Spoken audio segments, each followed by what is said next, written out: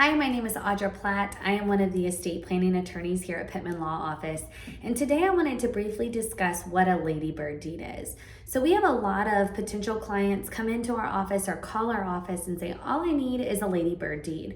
My financial advisor said I need a Ladybird Deed, or my neighbor said I needed a Ladybird Deed. All I need is a Ladybird Deed. Well, what is a Ladybird Deed? A Ladybird Deed is not state statute. It is not codified in the state laws.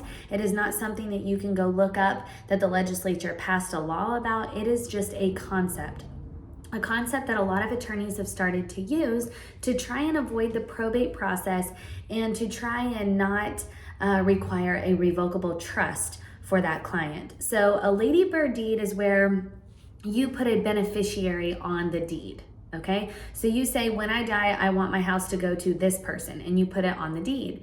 And in that deed, it has special language that says that you can lease the house and encumber the house, and that the beneficiary has no legal right to the home until the owner dies, which sounds great. And it is a great concept. However, we have seen where title companies have required the beneficiary that you have titled on the deed, they are required to sign the deed if you want to sell your house.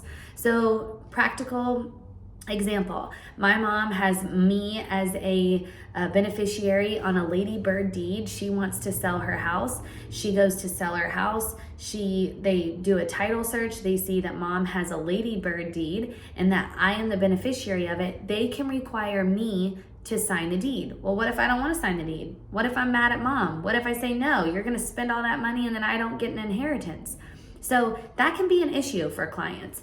Again, it's not state statute, and we have seen title companies require the beneficiaries on the deed to sign the deed.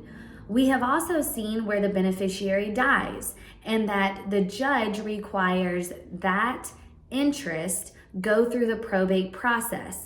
Okay, so these things, they're not supposed to be able to happen with the Ladybird Deed because, again, it says on the Ladybird Deed that the owner should be able to sell the house, lease the house, encumber the house, mortgage the house, give it away. They can do whatever they want without the beneficiary's approval. However, that doesn't always track through in real life.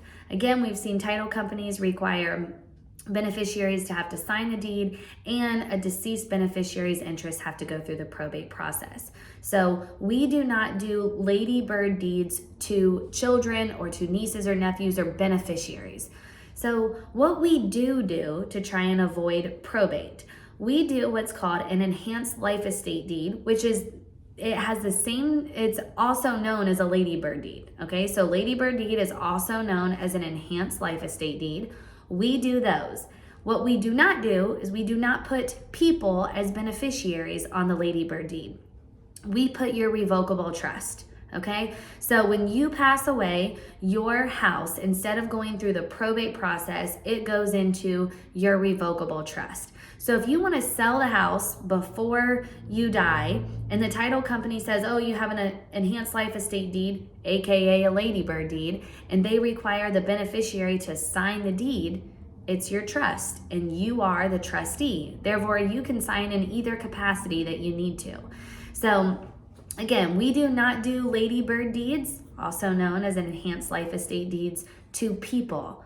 We do enhanced life estate deeds to revocable trust. This is a cleaner way for us because it doesn't get us in any trouble with title companies or with probate. So if you have questions on this, again, check out our other YouTube videos. We have a lot of great videos on there with education. And if you have questions about an enhanced life estate deed, check us out, right? So email us, let us know if you have any other questions. Again, my name is Audra, and thank you.